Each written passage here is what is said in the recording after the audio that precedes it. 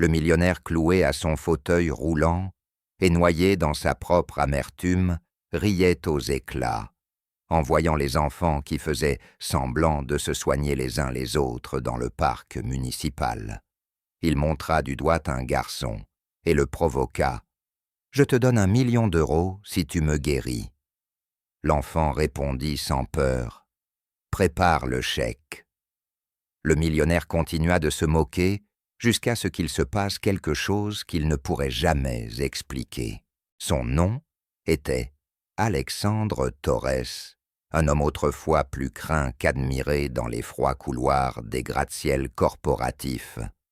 Fondateur d'un réseau multinational, sa fortune était aussi colossale que sa superbe. Mais 5 ans avant ce matin ensoleillé au parc municipal, un accident vasculaire cérébral, dévastateur, l'avait arraché du sommet de la hiérarchie sociale et l'avait condamné à un fauteuil roulant. L'accident n'avait pas diminué son ego. Il l'avait seulement enfermé dans l'acier inoxydable et les roues silencieuses. Depuis, Alexandre se déplaçait, tel un empereur blessé, distillant le sarcasme partout où il allait, comme si se moquer du monde était sa seule forme de vengeance. Ce samedi-là, le parc était plein de monde. Des enfants couraient d'un côté à l'autre entre de vieux arbres et des massifs de fleurs négligés. Mais ce qui attira vraiment son attention, ce fut un groupe de petits qui jouaient au docteur. Ils portaient des blouses de papier, utilisaient des branches comme stéthoscope, des feuilles comme ordonnances, et soignaient des blessures imaginaires avec des gestes dramatiques et de grands éclats de rire. Alexandre observa de loin, puis s'approcha dans son fauteuil motorisé avec son air habituel de mépris. Il croisa les bras, fronça les sourcils et lança un commentaire assez fort pour être entendu. Quelle merveille de futurs charlatans qui s'entraînent dès le plus jeune âge. Il éclata d'un rire fort moqueur, provocateur. Les enfants s'arrêtèrent un instant, certains effrayés, d'autres seulement confus. Il continua. « Quelqu'un veut me guérir aussi, je suis paraplégique. Peut-être qu'avec une feuille d'arbre et une prière, je repartirai en pirouette. » Alors qu'il riait seul, il sentit quelque chose d'inattendu, un regard. Pas n'importe quel regard. Fixe, direct, sans peur. À quelques mètres, un garçon à l'écart du groupe l'observait en silence. Il avait des yeux sombres et intenses, comme s'il voyait plus qu'il ne devait. Il restait immobile, les bras croisés, l'expression neutre. Alexandre ressentit une pointe d'inconfort. L'enfant ne souriait pas, ne se cachait pas. Il se tenait là ferme comme s'il avait été placé à cet endroit, pour une raison précise, et cela irrita Alexandre. Il fit pivoter son fauteuil et s'approcha du garçon. « Et toi, tu vas rester là à me regarder ou tu vas aussi faire semblant de faire des miracles ?» dit-il avec la même acidité. Aucune réponse. L'enfant ne bougea pas. « Alors jouons », reprit Alexandre, en se penchant pour forcer le contact visuel. « Si tu me guéris, je te donne 1 million d'euros. Qu'en dis-tu » L'enfant resta immobile. Le silence était si absolu que le bruit des feuilles agitées par le vent semblait amplifié. Un instant, Alexandre pensa qu'il ignorerait simplement la proposition. Mais alors, d'une voix tranquille et d'un regard pénétrant, l'enfant répondit « Prépare le chèque ». C'était sec sûr désarmant. Alexandre resta figé une seconde, frissonna et le détesta. Il tenta de rire pour dissimuler son trouble. « Très bien, docteur miracle, impressionne-moi. » Le garçon s'agenouilla, lentement devant le fauteuil, posa la paume de sa main gauche sur le sol et ferma les yeux. Alexandre le regardait faussement ennuyé, mais il ne pouvait détourner les yeux. L'enfant posa délicatement sa main droite sur la jambe de l'homme, presque comme s'il écoutait à travers la peau. Son expression était de concentration totale. Il resta ainsi quelques secondes, puis murmura quelque chose d'inaudible. Il fit un mouvement lent de ses doigts, comme s'il dessinait quelque chose d'invisible dans l'air, puis se releva. Alexandre attendit, mais rien pas de picotement, aucune contraction, seulement un silence gênant. « Tu as fini ?» demanda Alexandre en riant. « C'était ton grand tour. Tu as perdu, garçon, 1 million d'euros gâchés. » Mais l'enfant ne dit rien, esquissa seulement un léger sourire de côté et s'éloigna tranquillement vers les arbres jusqu'à disparaître de sa vue. Alexandre le suivit des yeux sans comprendre pourquoi son cœur battait encore si vite. « Sale gamin !» murmura-t-il en forçant un rire moins assuré qu'il ne l'aurait voulu. Quelques heures plus tard, Alexandre rentra dans son appartement, en attique un temple de marbre de verre et de silence. Ses roues glissèrent sur le sol impeccablement propre jusqu'au salon, où il se laissa tomber dans le fauteuil de cuir face à une cheminée éteinte. En riant encore seul, il se rappela le visage sérieux de l'enfant. « Prépare le chèque », se moqua-t-il en imitant la voix du garçon. « Qu'est-ce que ces enfants voient donc de nos jours ?» Mais entre une gorgée de whisky et une autre, il sentit une petite pointe cacher un étrange picotement dans le pied gauche.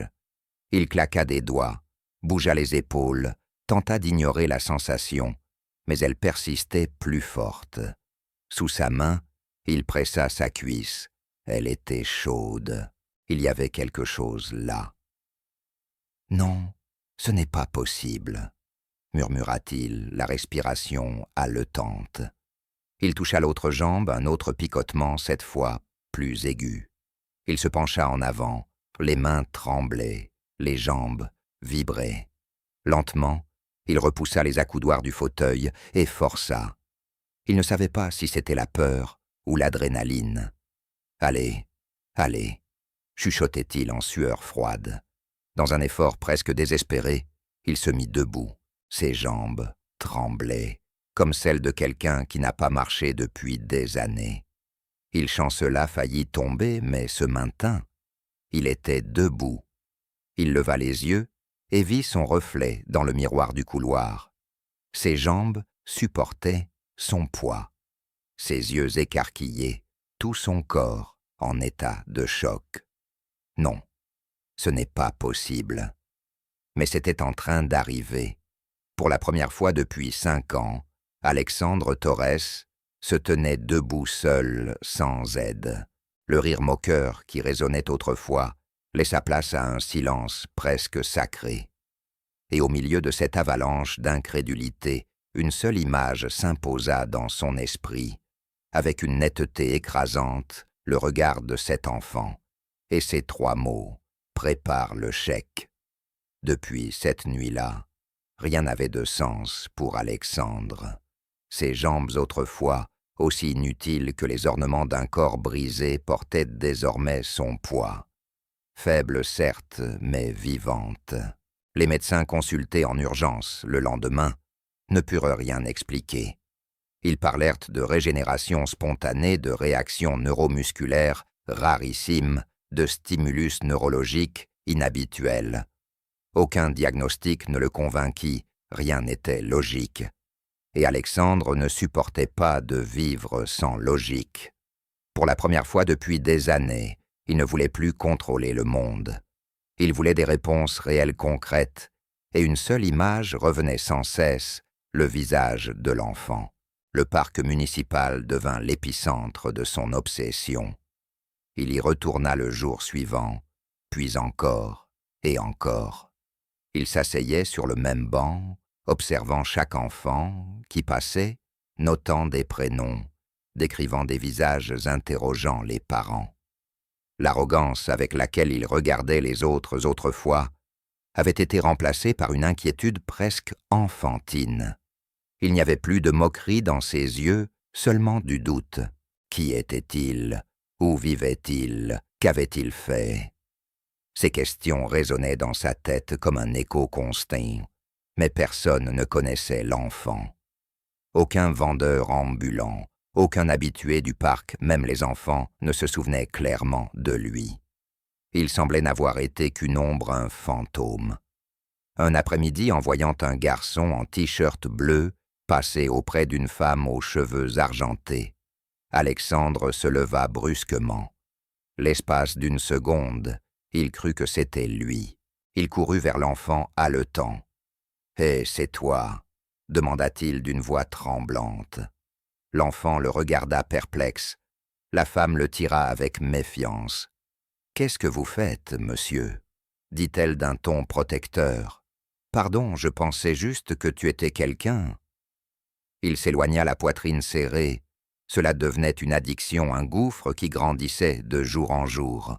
Dans les rares moments où il s'arrêtait, Alexandre se regardait dans le miroir et demandait tout haut. Et si tout cela n'était qu'un délire, une réaction tardive aux médicaments, un tour de mon cerveau.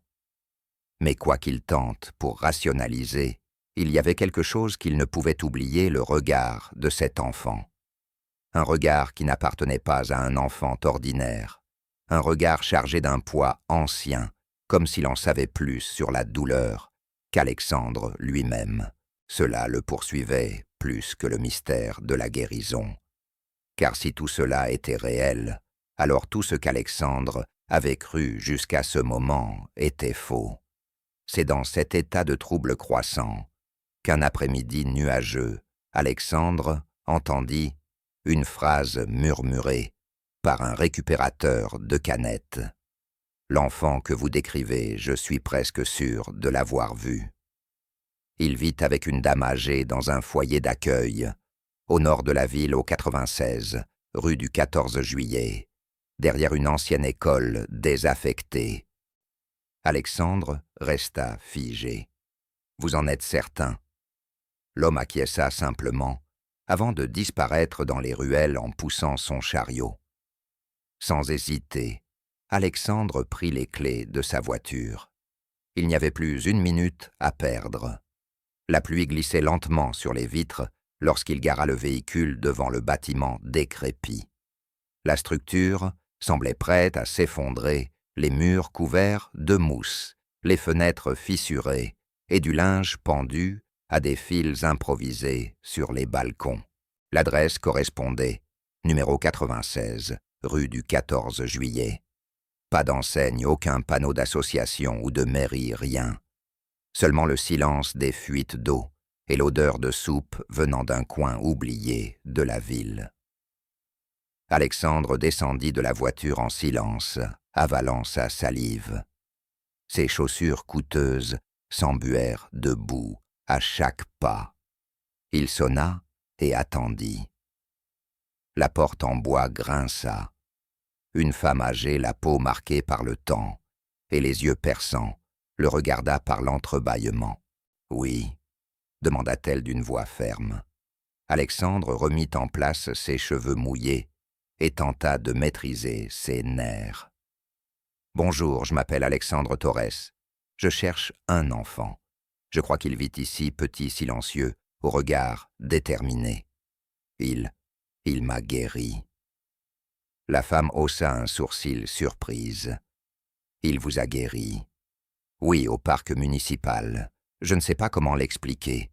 J'ai besoin de le voir, s'il vous plaît. » Elle hésita, puis ouvrit la porte en grand. « Je m'appelle Camille.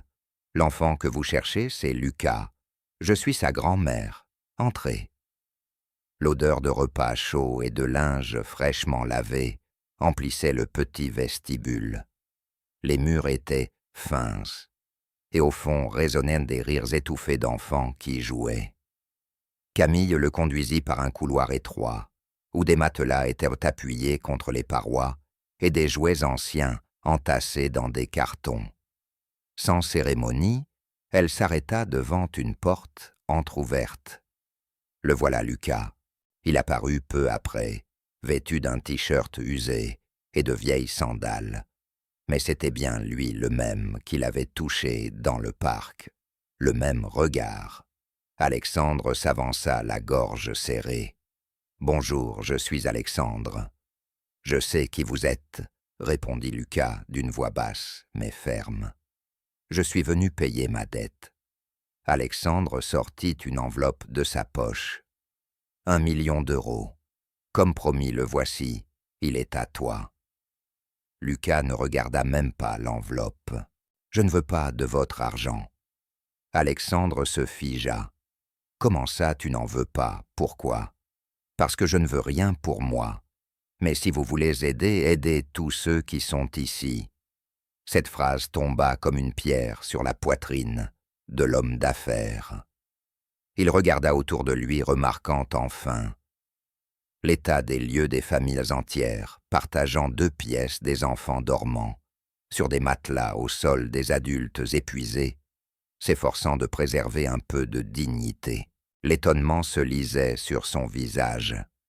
Que s'est-il passé ici? Pourquoi tant de gens vivent-ils ainsi, entassés? Camille fit un pas en avant et le fixa droit dans les yeux. « Parce qu'on nous a tout pris. Un jour, notre communauté existait encore. Des maisons simples, mais c'étaient les nôtres. Des familles y vivaient depuis des générations. Puis les machines sont arrivées. Ils ont dit qu'ils avaient acheté le terrain sans préavis, sans indemnisation. Ils ont juste clôturé, démoli et envoyé la police pour s'assurer que nous ne reviendrions pas. » Elle lui tendit un vieux découpage de journal jauni. Le titre annonçait « Nouvelle phase d'expansion immobilière dans le nord de la ville, bénéfice record attendu. » En haut figurait en évidence le logo de l'entreprise d'Alexandre, et en dessous une photo de lui-même serrant la main d'investisseur. Il en eut le souffle coupé. Le monde vacilla un instant. « Je ne le savais pas, » murmura-t-il. « Je le jure, Camille, je n'ai jamais vu de nom, jamais vu de visage. C'était juste un autre projet de développement. » « Développement, » répéta-t-elle avec amertume. « C'est ainsi que vous appelez ça. » Lucas s'approcha les yeux brûlants d'une indignation contenue. « C'est le mensonge que tu te racontes, que ce ne sont que des affaires, que tu ne détruis rien. » Alexandre tenta de se justifier. « Je ne savais pas. »« Maintenant tu sais, » l'interrompit l'enfant d'un ton direct. « Regarde, ressens-moi ce que tes décisions ont causé. Ce ne sont pas des graphiques ni des feuilles de calcul, ce sont des personnes, des enfants, des familles. »« Pourquoi m'as-tu aidé ?» demanda Alexandre dans un souffle. « Pourquoi as-tu fait ça pour moi ?» Lucas prit une profonde inspiration. « Parce que parfois même, ceux qui détruisent peuvent encore réparer quelque chose. » Alexandre ne put répondre. Il resta là tenant le découpage de journal entre ses mains tremblantes, comme s'il voyait enfin les fissures d'une réalité qu'il avait toujours préféré ignorer. Les voix des adultes s'éteignirent, et l'espace d'un instant, il se retrouva entouré d'enfants qui le fixaient. Aucun ne parlait, aucun ne souriait, mais tous portaient dans leur regard le poids d'une histoire qu'il avait contribué à écrire sans jamais en lire une seule ligne. Cette nuit-là, Alexandre ne put dormir. Allongé dans son lit, aux draps égyptiens, la climatisation réglée et le silence absolu de son luxueux appartement. Les yeux de Lucas le suivaient dans chaque recoin sombre du plafond. Le découpage de journal était toujours sur sa table froissée par les mains qu'il avait serrées si fort. Les mots de Camille, le ton calme mais implacable de l'enfant, tout semblait s'être logé sous sa peau. Pour la première fois, Alexandre ne se voyait plus comme un homme à succès. Il se voyait comme le méchant de l'histoire, et pire encore, un méchant qui ignorait qu'il l'était. Il se réveilla avant l'aube, enfila des vêtements simples et quitta la maison comme s'il fuyait lui-même. Le matin suivant, il retourna au foyer d'accueil.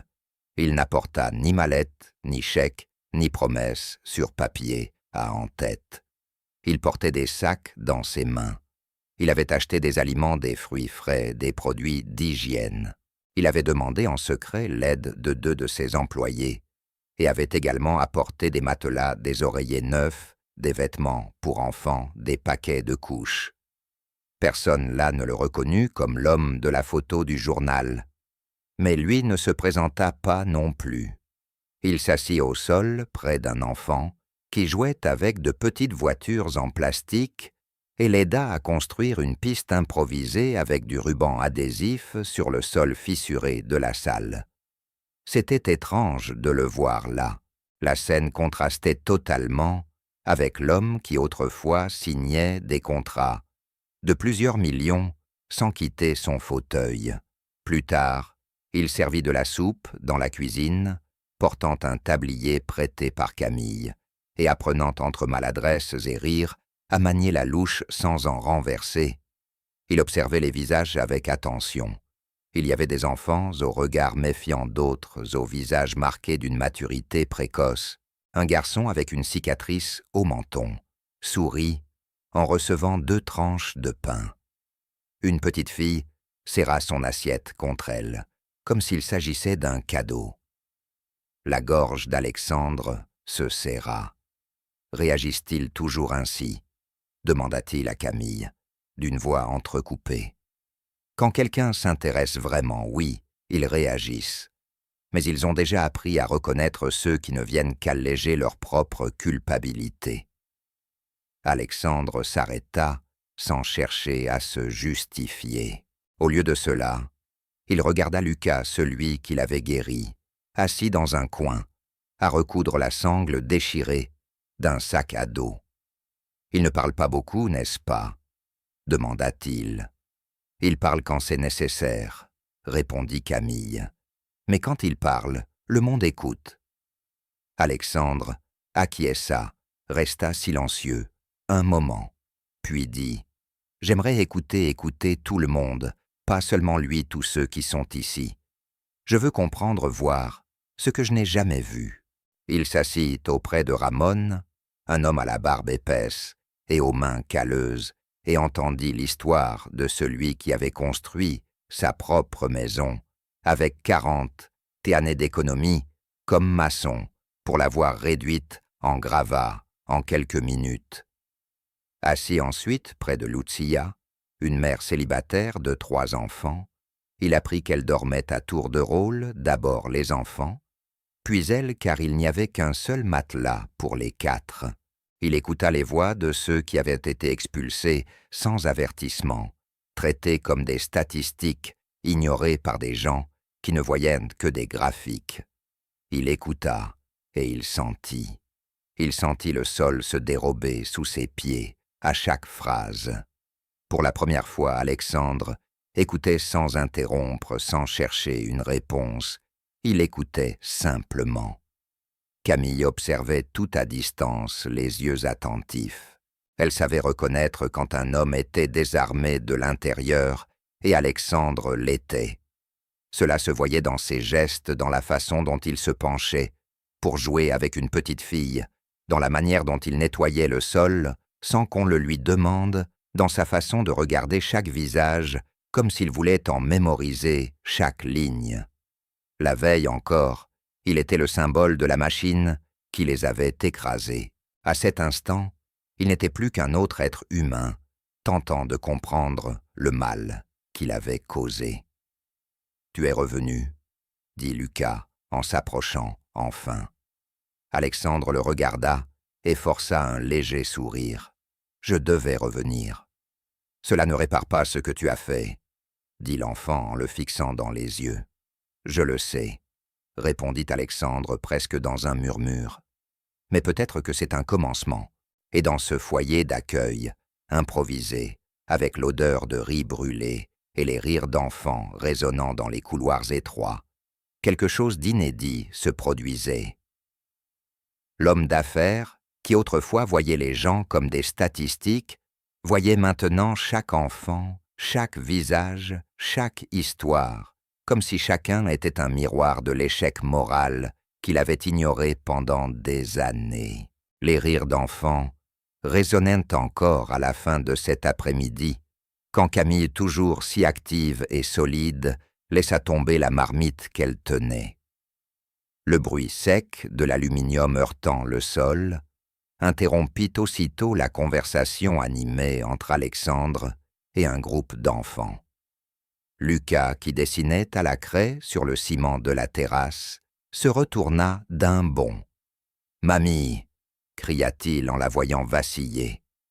Camille tenta de dire quelque chose, mais sa voix s'éteignit, sa main tremblait, son corps oscillait comme un arbre prêt à tomber.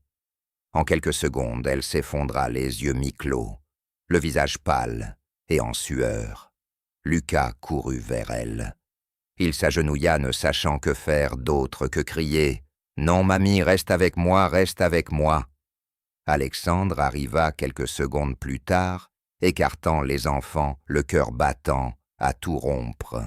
« Camille, Camille, écoute-moi. » Lucas avait déjà posé les mains sur la poitrine de sa grand-mère comme il l'avait fait avec lui autrefois. Il ferma les yeux avec force, essayant de répéter le geste, le toucher, le murmure.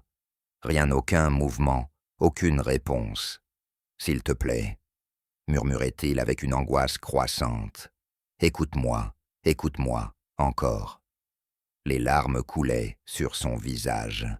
Il essayait une, deux, trois fois, les yeux fermés, avec une foi si intense qu'elle semblait vouloir arracher l'impossible au ciel. « Ça marche, s'il te plaît. Pourquoi ça ne marche pas ?» Alexandre le saisit par les épaules pour le détacher d'elle. « Nous devons l'emmener à l'hôpital maintenant. » Lucas résista. « Attends, ce n'est pas fini. C'est fini.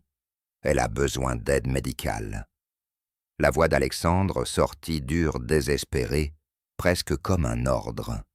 Il le prit dans ses bras un instant, l'éloignant de Camille, qui gisait, inconsciente. Il appela 2 femmes du foyer à l'aide.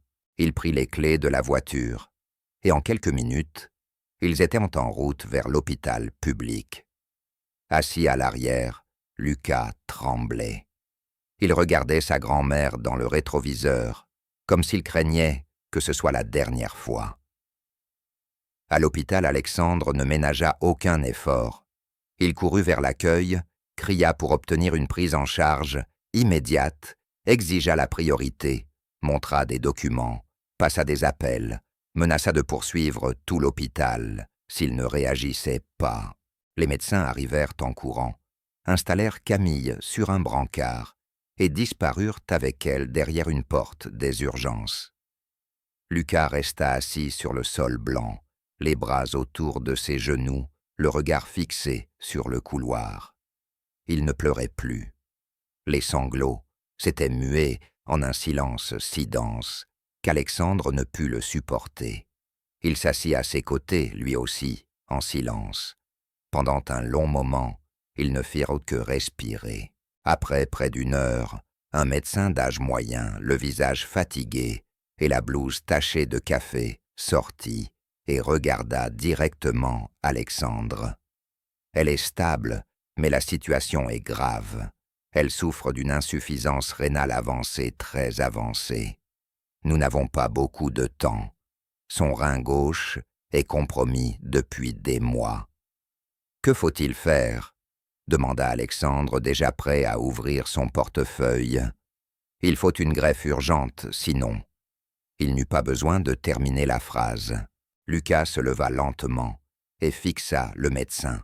« Elle va mourir. » L'homme hésita. « Si nous ne trouvons pas un donneur compatible, oui. » Alexandre se tourna vers Lucas et vit quelque chose qu'il n'avait pas remarqué même lorsqu'il l'avait affronté avec le journal de la démolition. L'éclat de foi qui animait l'enfant, celui qui déplaçait les montagnes et lui avait permis de défier un millionnaire, avait disparu.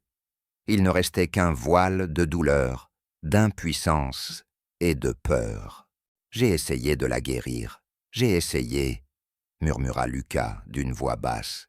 « Mais ça n'a pas marché, ça n'a pas marché. Ça n'a pas marché. » Les larmes revinrent enfin. Il s'appuya contre le mur glissant jusqu'au sol, comme si le poids de la réalité était trop lourd. pour son petit corps. Alexandre s'accroupit devant lui, essayant de lui tenir les épaules, mais Lucas se recroquevilla. « Pourquoi ça a marché avec toi ?» sanglota-t-il. « Pourquoi pas avec elle? Elle a toujours pris soin de tout le monde. C'est elle qui m'a tout appris. Pourquoi, elle ?» Une nouvelle colère monta en Alexandre, non pas contre Lucas ni contre les médecins, mais contre lui-même, car même maintenant, avec tout l'argent du monde, il ne pouvait pas simplement résoudre le problème. Crier payer, ordonner ne suffisait pas. Il ne pouvait pas acheter un rein. Il ne pouvait pas rendre à Lucas ce qu'il était sur le point de perdre. Pour la première fois, il sentit la désespérance d'un père sans l'avoir jamais été. « Je ferai tout ce qu'il faut, » dit-il d'une voix tremblante, les yeux rougis. « Je te le promets, je trouverai une solution. » Cette même nuit, tandis que Lucas dormait la tête appuyée contre la vitre froide de la fenêtre de l'hôpital, Alexandre restait debout, regardant à travers la paroi de l'unité de soins intensifs, où Camille reposait, intubée et entourée de moniteurs qui bipaient comme s'ils étaient vivants. Chaque battement sur les appareils semblait frapper directement dans sa poitrine. Il lui avait été facile de bâtir des empires, de faire fructifier du capital, de prendre des décisions à distance. Mais là, face à la fragilité de cette femme, qui ne l'avait même pas haï en découvrant la vérité, il se sentait inutile, petit humain. Pour la première fois, il désirait ardemment faire partie de la guérison, pas de la destruction. Le lendemain, les yeux cernés et la barbe naissante, Alexandre appela le médecin en privé. « Je veux que vous me fassiez des tests, » dit-il sans détour. « Je veux savoir si je suis compatible. Je veux donner. » Le médecin le regarda surpris. « Monsieur Torres, c'est une intervention sérieuse. L'opération est délicate, elle comporte des risques. »« J'ai dit que je veux donner, » répéta Alexandre. « Le plus grand risque serait que cet enfant perde la seule famille qu'il est. » Les tests commencèrent ce même matin, prise de sang, questionnaires interminables, évaluations cliniques. Alexandre répondit à tout avec patience, chose rare chez lui. Entre les examens, il restait silencieux, regardant par la fenêtre et parfois observait Lucas de loin. L'enfant marchait en rond dans les couloirs, le regard fixé au sol, comme s'il portait une question pour le ciel. Ils parlèrent à peine durant cette période. Ce n'était pas nécessaire. Un lien invisible les unissait, fait de peur et d'espoir. En fin d'après-midi, le médecin revint un dossier à la main et un air prudent. Alexandre se leva avant qu'il ne dise un mot. « Dites-le-moi. Vous êtes compatible. » Le temps s'arrêta. Alexandre cligna des yeux, comme pour assimiler la nouvelle. Cela signifie que le don peut se faire, et il doit se faire rapidement. Nous préparons déjà tout. Lucas, qui se trouvait à quelques mètres, entendit. Il ne dit rien, mais marcha lentement vers Alexandre. Ses yeux étaient pleins humides, d'une émotion contenue. Il s'arrêta devant l'homme si petit, face à cette figure autrefois si lointaine et maintenant si proche. Sans dire un mot, il tendit la main. Alexandre regarda cette petite main marquée par le temps et les épreuves qu'aucun enfant ne devrait vivre, puis il la saisit. « Merci d'avoir essayé, » dit Lucas à voix basse, la voix brisée. C'était un geste simple, mais d'une grandeur incommensurable. Il n'y avait ni public, ni discours, ni caméra. Seulement un enfant et un homme, unis par une décision qui ne s'achète pas. Cette main serrant la sienne était plus puissante que n'importe quel contrat qu'Alexandre avait jamais signé. Pour la première fois, il sentait qu'il ne faisait pas seulement quelque chose de bien, il faisait ce qui était juste. Avant l'opération allongée sur la civière avec des câbles reliés au bras, Alexandre eut un moment de profond silence. L'infirmière administrait déjà le sédatif. Il tourna la tête et aperçut Lucas de l'autre côté de la vitre, assis sur une chaise, les mains jointes entre les genoux. Leurs regards se croisèrent une dernière fois. Ce n'était pas de la peur, c'était une promesse. Alexandre ferma les yeux et sourit. Pour la première fois, il donnait une part de lui non par culpabilité, mais par amour. Des heures plus tard, dans la salle de réveil, il s'éveilla à la lumière douce et à la voix calme d'une infirmière chuchotant près de lui. « L'opération a été un succès, monsieur Torres. » Il tenta de bouger mais n'y parvint pas. Il était faible, mais à l'annonce de la nouvelle, une larme solitaire glissa au coin de son œil. « Et Camille ?»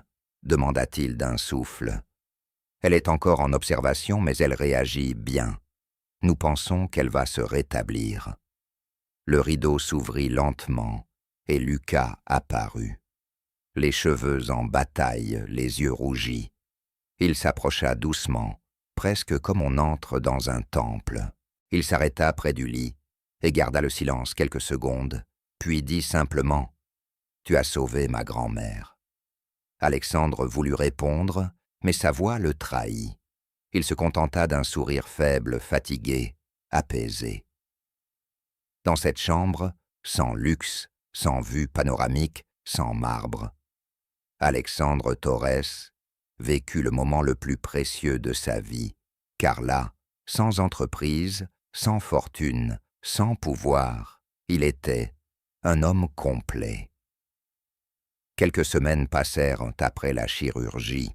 Le soleil revenait enfin briller sur la ville et dans le foyer d'accueil, encore improvisé, mais plus vivant que jamais, la routine respirait un certain soulagement. Camille, désormais plus forte, marchait lentement dans le couloir avec l'aide d'une canne prêtée par l'hôpital. À chaque pas, des sourires naissaient. Les enfants l'entouraient comme si elle était la colonne même du foyer. Lucas l'observait de loin, souriant discrètement, encore marqué par l'angoisse vécue, mais soutenu désormais par une certitude nouvelle. Elle allait bien. Alexandre n'était plus seulement un visiteur. Ce matin-là, il revint au foyer plus tôt que d'habitude. Il n'apportait ni sac, ni don, ni nourriture. Il venait avec autre chose, une petite boîte en carton rigide glissée dans la poche de sa veste. Plus mince, plus serein sa démarche, n'était plus altière, mais il conservait une présence imposante, maintenant accompagnée d'une chose qu'il n'avait jamais eu l'humilité. Il chercha Lucas, assis sur les marches de l'entrée, dessinant au crayon de charbon dans un vieux carnet. Alexandre s'approcha, s'assit à ses côtés, et un instant, aucun des deux ne parla. « Je t'ai fait une promesse, » dit Alexandre pour rompre le silence. « Et les promesses doivent être tenues. » Lucas leva lentement les yeux. « Tu l'as tenue. Pas exactement comme je l'ai dit. » Alexandre sortit la petite boîte de sa poche, l'ouvrit avec soin et en sortit une enveloppe blanche. À l'intérieur, un vrai chèque signé et scellé d'1 million d'euros. Il le lui tendit. « C'est à toi. Une promesse est une promesse. » L'enfant contempla le papier quelques secondes. Son expression ne changea pas, sobre, profonde. Il prit le chèque avec délicatesse, comme on tient quelque chose de fragile. Alexandre l'observait, attendant une réaction, surprise, joie, refus. Mais Lucas se leva simplement. Sans un mot, il fit quelques pas en avant, tenant le chèque entre ses doigts. Camille, qui observait depuis la terrasse, s'arrêta aussi. Les adultes se turent. Les enfants, par instinct, interrompirent leur jeu. Il y avait dans l'air quelque chose de solennel. Alors, dans un geste calme mais incroyablement puissant, Lucas commença à déchirer le chèque. D'abord en 2, puis en 4. Le bruit du papier se déchirant coupa le silence avec une netteté saisissante. Il n'y avait ni musique, ni paroles à prêter, seulement le son du papier, qui se fragmentait comme le symbole même du monde d'Alexandre, se défaisant sous ses yeux. Il rompit le dernier morceau, avec fermeté, laissa les fragments tomber lentement sur le sol de béton, puis le regarda. « Tu as déjà payé, » dit-il. Alexandre resta immobile, un nœud dans la gorge l'empêchant de parler. La scène était si symbolique, si pure, qu'il n'osa pas l'interrompre de mots inutiles. Ses yeux le brûlaient, mais peu importait. Pour la première fois, son silence n'était pas arrogance, mais révérence. Lucas se rassit, reprit son carnet et se remit à dessiner, comme si le geste précédent n'avait été qu'un détail de plus dans la journée. Mais pour Alexandre, c'était tout. Lui qui avait toujours cru que son plus grand talent était de transformer les choses en profit, venait de comprendre qu'il existait des choses qu'on ne transforme pas en capital, mais qu'on restitue. Mais dans les jours qui suivirent ce geste silencieux de Lucas, ce chèque déchiré en morceaux, devant tous, Alexandre commença à voir le monde sous une nouvelle perspective. Il comprit qu'il existe des choses qui ne doivent jamais devenir du capital, des choses qu'il faut simplement rendre. Ainsi débuta la reconstruction. Elle ne fut pas annoncée lors de conférences, ni relatée dans les pages économiques. Elle se fit discrète, ferme tissée de coups de fil silencieux et de réunions sans costume ni montre de luxe. Alexandre vendit une partie de ses actifs discrètement, sans bruit. Il céda des actions, liquida des fonds, dissous d'anciennes participations, pour la première fois non pour gagner, mais pour restituer l'ancien terrain où se trouvait le quartier de Camille, celui-là même que son entreprise avait démoli, fut racheté. Et avec l'argent de la vente de ses parts, Alexandre entreprit la reconstruction des maisons. Chaque brique, chaque toit, chaque couche de peinture portait désormais un nom, une histoire, une mémoire. Mais il ne se contentait pas de financer le projet, il était là, les mains tachées de peinture, distribuant des gants, surveillant les travaux, apportant le déjeuner aux ouvriers. Au début, les habitants le regardaient avec méfiance, puis avec surprise et enfin avec gratitude. Alexandre ne s'arrêta pas là. Avec une partie du capital restant, il fonda un projet éducatif en l'honneur de la femme qu'il avait transformé l'Institut Camille. Le programme accueillait des enfants en situation de vulnérabilité, offrant soutien scolaire, activités artistiques, repas équilibrés et accompagnement psychologique. Lucas fut le premier à entrer dans la salle de classe fraîchement peinte, équipée de pupitres neufs, d'un tableau blanc et d'étagères pleines de livres. Il marchait lentement entre les meubles, caressant les murs, comme s'il n'arrivait pas à croire que tout cela était réel. Et Alexandre, debout dans l'embrasure de la porte, observait simplement, sentant son cœur battre d'un rythme qu'il ne connaissait pas, léger, vivant, complet. Ce fut par un après-midi doré que survint la scène la plus symbolique de toutes. Le parc où tout avait commencé, celui où Alexandre s'était moqué des enfants et de leur foi, quelques mois plus tôt, avait changé. Il avait financé la rénovation de l'espace. Le sol de sable avait été remplacé par une pelouse neuve, les jeux restaurés et repeints de couleurs vives. Mais plus que cela, il y avait quelque chose de nouveau en Alexandre. Le geste, il était là, vêtu d'un simple t-shirt, distribuant des jouets de ses propres mains. D'une grande boîte, il sortait des poupées, des ballons, des petites voitures, des crayons de couleur. « Prenez-en un seul, d'accord ?» disait-il en souriant. « Laissez-en pour les autres aussi. » Lucas l'aidait à ses côtés, portant des boîtes plus petites. Un enfant de 4 ans s'approcha les yeux brillants en recevant un yo-yo. Alexandre s'accroupit, lui ébouriffa les cheveux et dit « Quand j'avais ton âge, je ne recevais que des chaussures à Noël. Tu as de la chance, hein ?» Les mamans qui passaient par le parc s'arrêtaient pour regarder. Certaines chuchotaient incrédules. « C'est lui, celui du scandale. Non, ce n'est pas possible. Si c'est bien lui, le millionnaire celui qui a donné un rein. » Mais il ne répondit pas. Il continuait de servir une limonade fraîche dans un gobelet en plastique à 2 enfants qui faisaient la course pour voir qui boirait le plus vite. Il riait avec eux. Il riait vraiment, comme il ne l'avait pas fait depuis des années, peut-être même jamais. Plus tard, assis sur un banc du parc Alexandre, regarda autour de lui. Il vit des enfants courir, se balancer, jouer au ballon. Il vit Lucas, assis sous un arbre lisant un livre avec attention. Il sentit le vent sur son visage, et un instant ferma les yeux. C'était comme si l'univers avait enfin cessé de peser sur ses épaules. Là parmi les sourires d'enfants, et l'odeur du maïs soufflé fraîchement préparé, Alexandre Torres n'était plus l'homme de l'Empire. Il était simplement un homme qui avait été sauvé par un enfant, et par tout ce qui ne peut se calculer. Les années passèrent, comme des feuilles emportées par le vent. Le foyer devint une école. L'école devint une référence.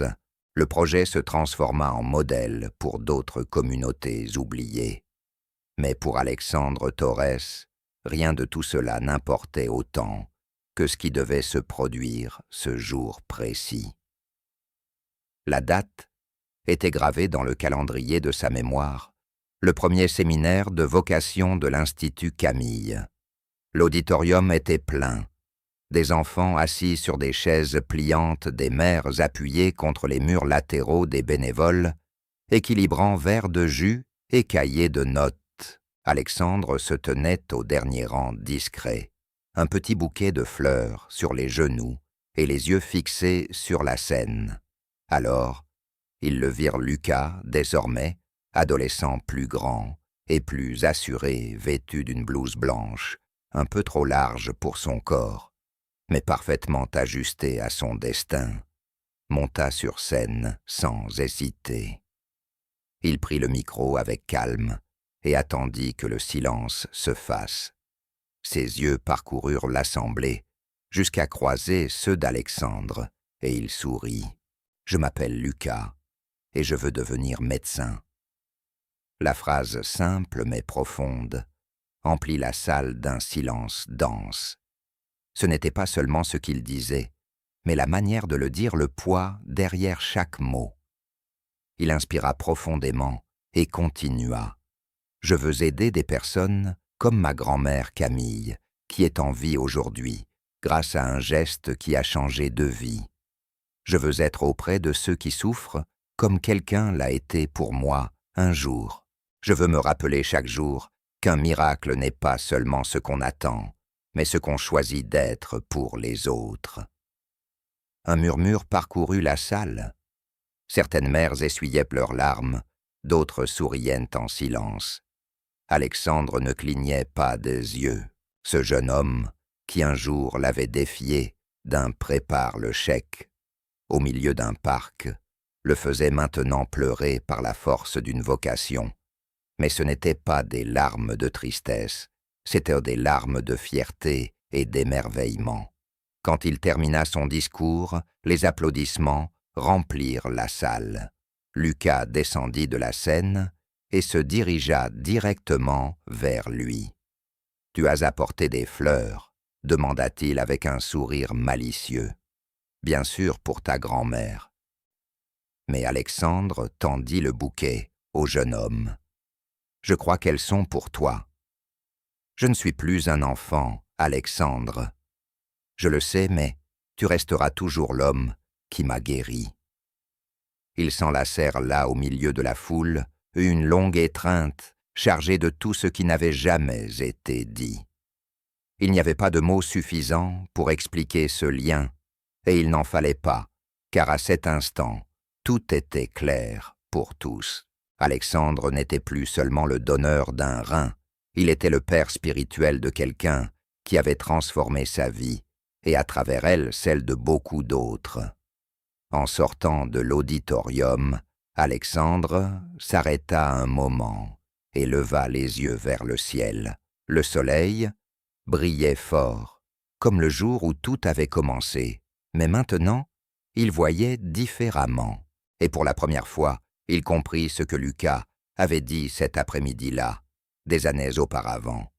Certains détruisent, mais peuvent encore réparer quelque chose. Il avait détruit beaucoup, mais maintenant, il le savait. Le véritable héritage d'un homme ne réside pas dans ce qu'il construit en béton, mais dans ce qu'il reconstruit avec amour.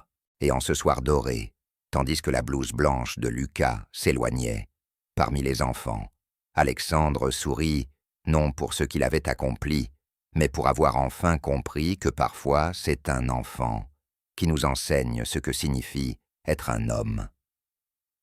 Si vous aimez ce contenu, n'oubliez pas de vous abonner à la chaîne pour voir d'autres vidéos comme celle-ci. Laissez un j'aime pour nous soutenir et activez les notifications afin de ne manquer aucune nouveauté. Cela nous aide à continuer de créer le meilleur pour vous. À la prochaine vidéo.